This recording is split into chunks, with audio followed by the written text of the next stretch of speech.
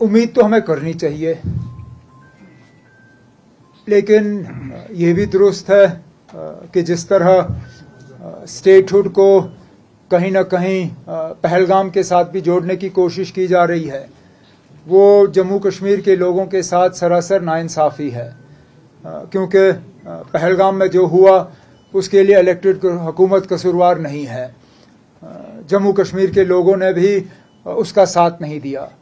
जो लोग पहलगाम के हमले के जिन पे पहलगाम के हमले का इल्ज़ाम लगा, जिनको फिर उसके बाद एनकाउंटर में मारा गया, उनमें से कोई भी जम्मू कश्मीर से नहीं था, सब बाहर से थे। तो इन सब चीज़ों को लेने के बाद अगर कि ये फिर बात आ जाती है कि स्टेटहुड पे बात करने के दौरान हमें पहलगाम का भी सोचना चाहिए, तो मुझे लगता है हमारे साथ सरासर नाइंसाफ़ी है।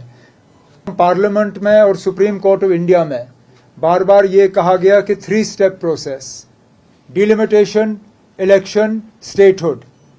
उस स्टेटहुड में ये नहीं कहा गया कि कोई इफ्स होंगे, बट्स होंगे, ये होगा वो होगा।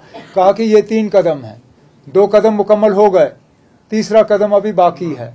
अब हम उम्मीद करेंगे कि वो जल्द से जल्द पूरा हो जाए और यहाँ की हुकूमत को पूरी तरह से एम्पावर किया जाए ताकि हम अपना काम जो है पूरा कर सकें।